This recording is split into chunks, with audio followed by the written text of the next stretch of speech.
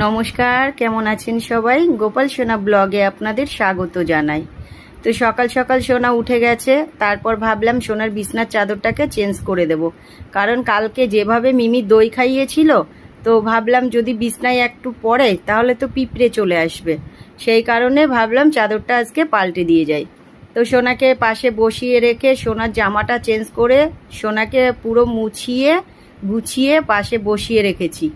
আর বললাম যে তুমি বসে বসে দেখো, আমি তোমার বিছনাটাকে চেঞ্জ করি। তো চাদরটাকে বের করলাম, বের করে ওই চাদরটাকে সরিয়ে এই চাদরটা পেতে দিলাম। আর সাদা চাদরগুলো না দেখতে ভীষণই ভালো লাগে। মনে মনে ভাবি যে একটু কালারিং চাদর কিনবো সোনার জন্য। তো যখনই না আমি বাজারে যাই তখনই এই সাদা চাদরের ওপরেই আমার নজরটা পড়ে যায়। তো তারপর বিছনাটা গুছিয়ে সোনাকে বসিয়ে রাখলাম, আর পাশে এই টুপিটা ছিল, তো একটু মাথায় দিয়েও দিলাম। দিয়ে মাঝে মধ্যেই তো আমি এই টুপিগুলো সোনাকে পরাই। তো সোনাকে বসিয়ে রাখলাম, বসিয়ে রেখে বললাম সোনা এবার আমি একটু ফুল তুলে নিয়ে আসি। তো ফুল তুলতে গেলাম, ফুল তুলে এনে বাকি কাজগুলো করে সমস্ত কিছু করে সোনার সেবা দিতে বসলাম। তো সোনাকে আজকে তো লাড্ডু সেবা দেব আর আঙুর সেবা দেব। কারণ প্রতিদিনই যখন আসি প্রতিদিনই যেটা আমার চোখে ভালো বাদে আমি সেইগুলোই নিয়ে আসি।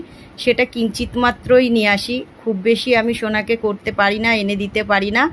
তো সোনা তাতেই খুশি হয়, আমার মনে হয় যে তাতেই খুশি হয়। কারণ আমি তো সোনাকে ভক্তিভাবে সবটুকু দিই, যেটুকু দিই সব ভক্তি করেই দিই। তারপর সোনাকে সেবা দিলাম, লাড্ডু সেবা দিলাম, তারপর আঙুর সেবা দিলাম। আর ছোট সোনাই যে বসে আছে, আমি না এই তিলক পরাতে পরাতে কপালগুলো কেমন একটা মানে কালো কালো হয়ে গেছে। তিলক তো না পরালে আমার ভালো লাগে না, কারণ ভাবি সকালবেলায় সোনা তো আগে তিলকটা পরবেই, তিলকটা তো না দিলে আমারও মনের দিক দিয়ে ভালো লাগে না। তো সেই কারণে আমি তিলকটা প্রতিদিনই আমার সোনাদেরকে দিই। আর তিলক তো দিতেই হবে, পুজো করতে বসলে তো আগে তিলক দিতেই হবে। তো তারপর সোনাদেরকে জল সেবা দিলাম, খাবার তো আগেই দেওয়া হয়ে গেল, জল সেবা দিলাম।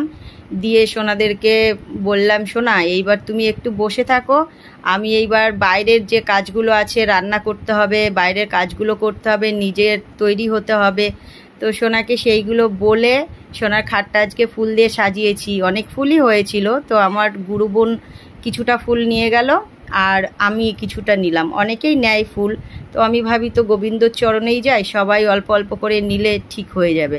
আর অল্প ফুল আনলেও না আমার সোনা কতটা পরিপাটি হয়ে যায় ফুলে।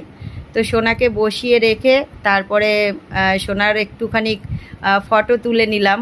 কারণ প্রতিদিন আমারই নজর লেগে যায় আমার সোনাকে দেখলে, আর আমার সাজাতে অনেক ভালো লাগে। ওই যে দুটো পুতুল না